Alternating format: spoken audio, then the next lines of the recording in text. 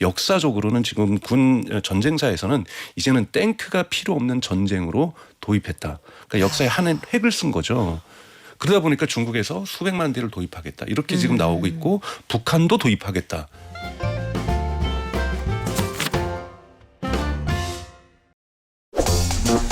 여러분, 제가 아주 예전에 대학 동기한테 한번 주워 들은 기억이 나는데 수학을 잘하는 친구들은 FDC라는 보직을 준대요. 그래서 미사일을 쏘면 어디 떨어질지 한번 계산해봐봐. 틀리면 엄청나게 혼나고 그랬답니다. 엉뚱한 데 떨어지면 큰일 나니까요. 근데 요즘은 그런 걱정 안 한대요. 인공지능이 다 알아서 한다고 하거든요.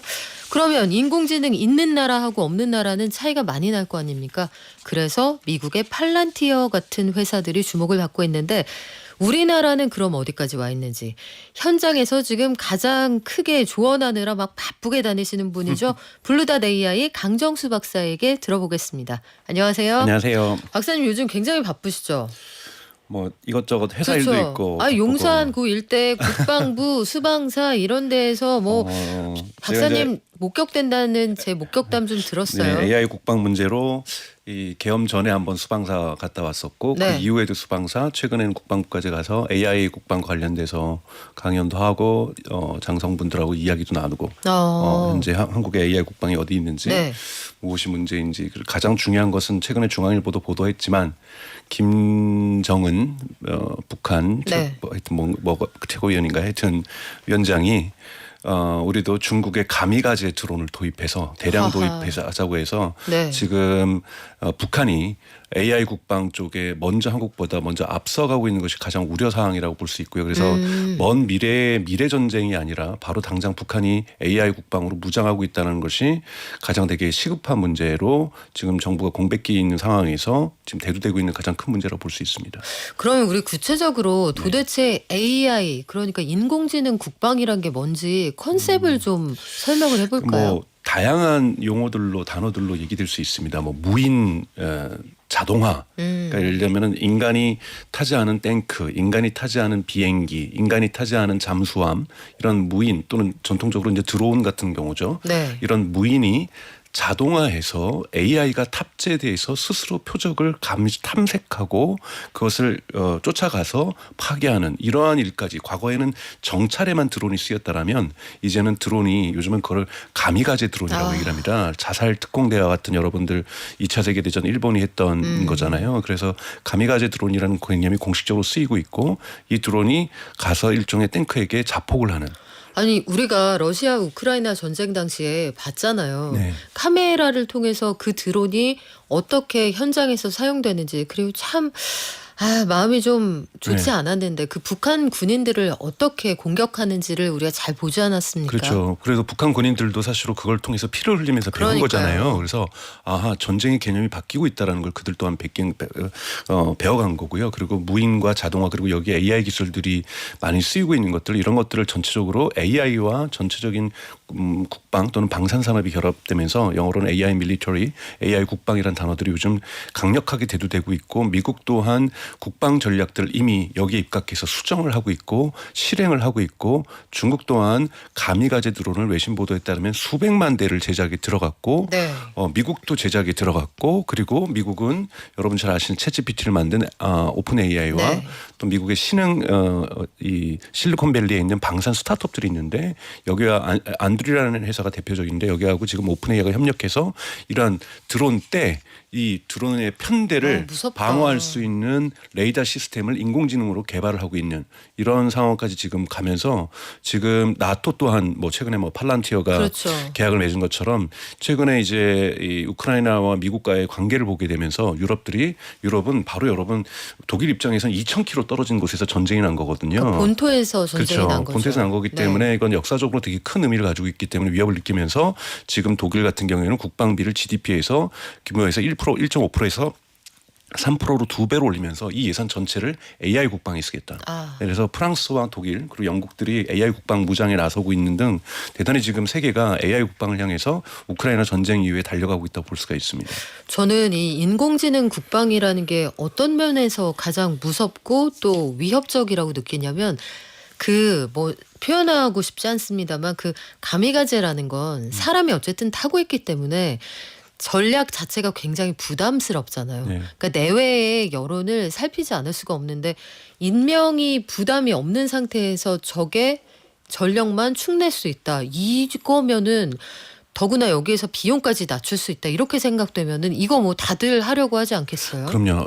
이 역사적인 전환점이었던 것이 사실은 이게 우크라이나군이 절박한 상황에서 만든 거거든요. 2022년에 이제 러시아가 사실 우크라이나를 침공을 한 거니까 침공하면서 우크라이나군이 금방 러시아에게 무너질 줄 알았거든요. 다들 그렇게 예상을 그렇게 했죠. 했었죠. 그러니까 이 절박한 이 우크라이나 군들이 전력적으로 열세다 보니까 터키라든지 뭐 외국에서 갖고 온 드론을 가지고 정찰로만 쓰다가 이렇게 해서는 안 되겠다 싶어서 러시아 탱크를 뭘로 막았냐면 심지어는 마분지로 날개를 만들어서 여기에 수제폭탄을 여서 날려가지고 자살을 한 거예요. 그러니까요. 그러면서 러시아 군들이 충격을 받습니다. 러시아의 탱크들의 많은 부분들이 이 가미가제 우크라이나에서 즉흥적으로 만든 대단히 저렴한 이것이 우리나라 돈 그러니까 5,000달러를 넘지 않았어요. 제작 가격이.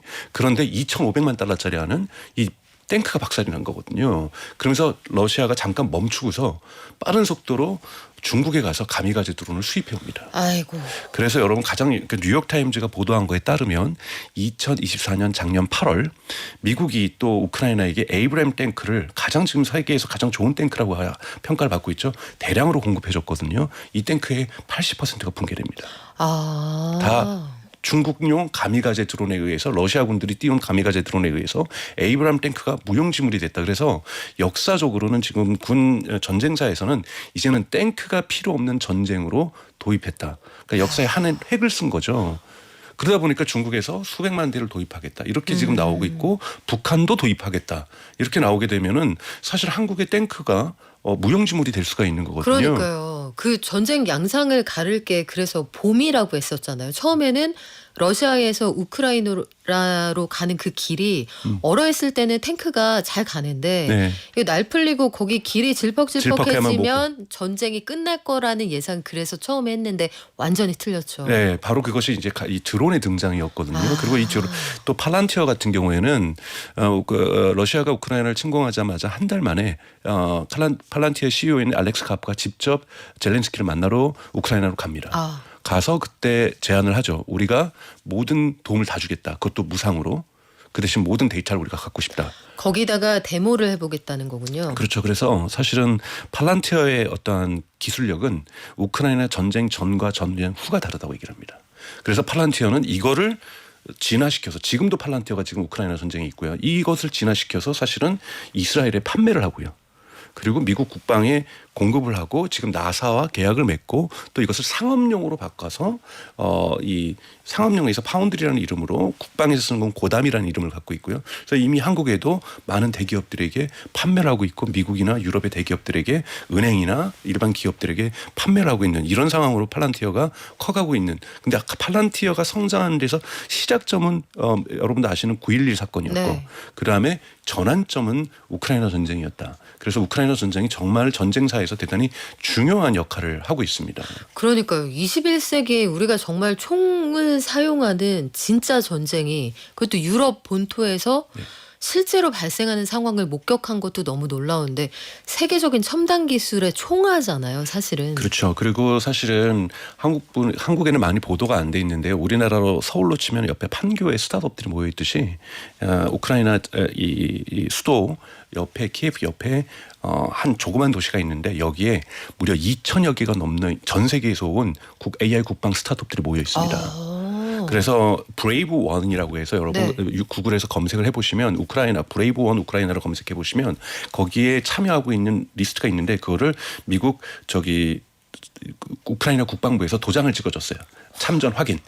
여기 이제 기술력을 인정해 주는 거죠. 이걸 또 뭐라고 해야 될지 근데요, 참. 미국에서 오고 유럽에서 오고 투르키에서 오고 심지어는 일본에서도 왔어요. 한국은 하나도 지금 가지 않았는데. 우리는 왜 갈 데가 없나요? 모르겠죠. 그런 부분의 정보가 국방부하고 같이 협업이 안 됐을 수가 있는 건데요. 어마어마한 2,000개가 넘는 기업들이 가서 이번에 각종 테스트를 하는데 꼭 여러분 전장에서만 쓰이는 것이 아닙니다.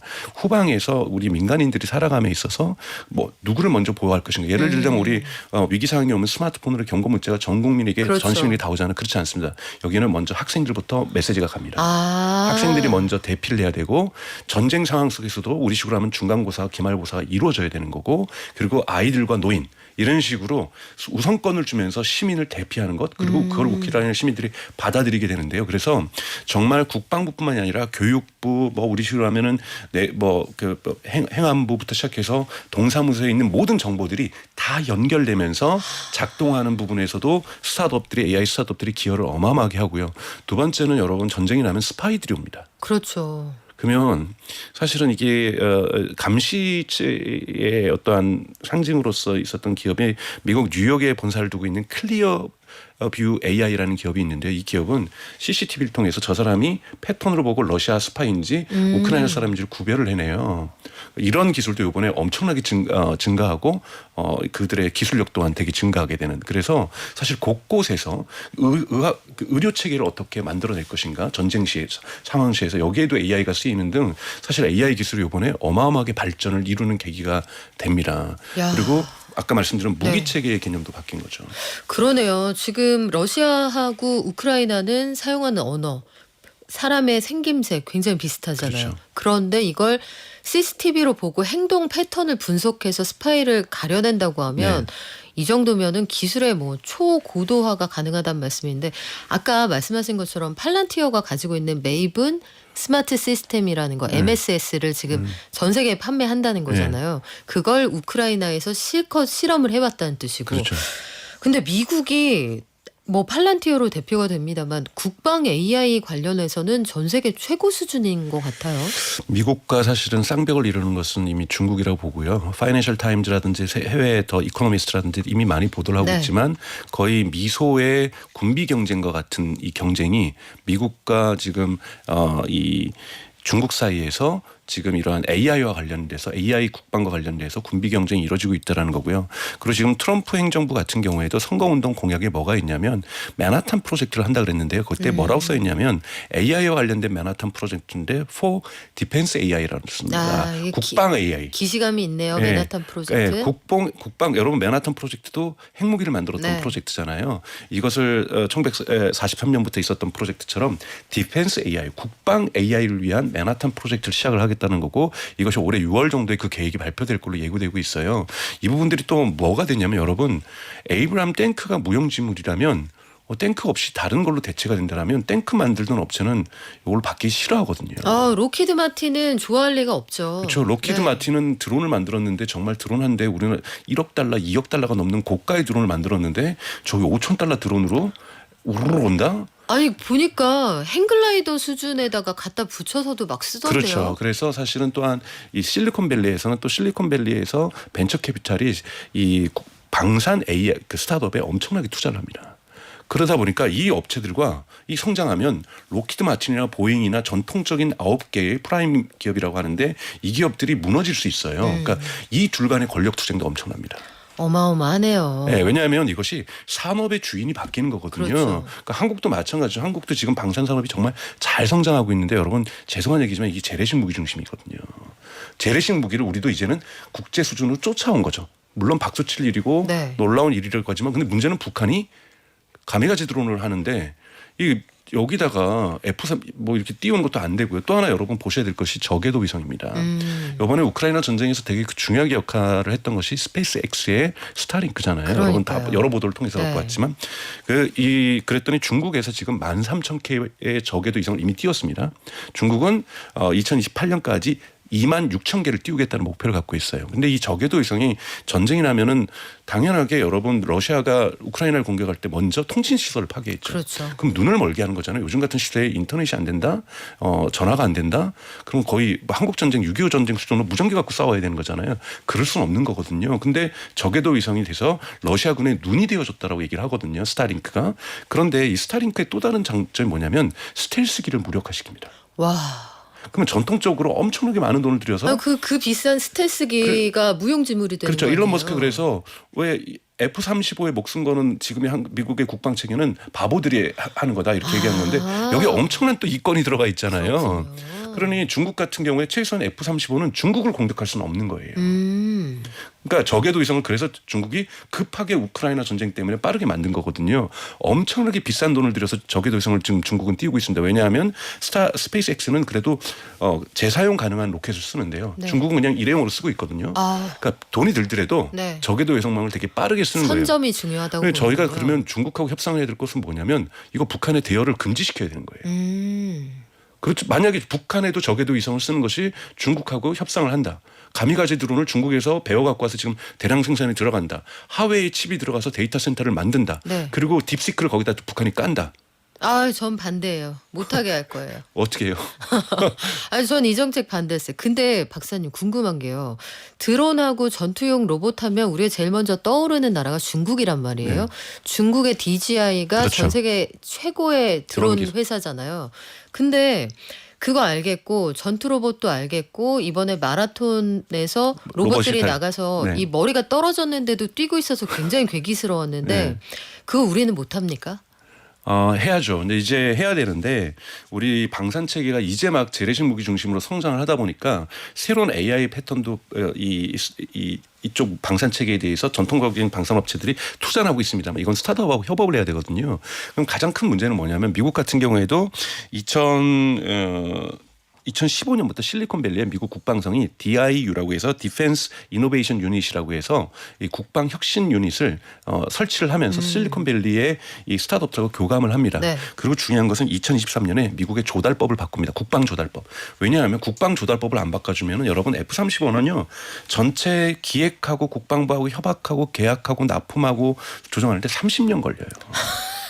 그런데 30년요? 네, 왜냐하면 천천히 만들어가고 야. 교정하고 중간에 업데이트도 하고 이렇게 하는데 전통적인 조달법으로는 이 스타트업들이 들어갈 수가 없습니다. 그러네요. 그래서 미국 국방부도 지금 먼저 조달법부터 바꿨다라는 거예요. 그러면 한국은 준비할 것이 이 법적인 것들 그리고 한국은 아직 국방부가 클라우드에 연결을 못 돼 있습니다.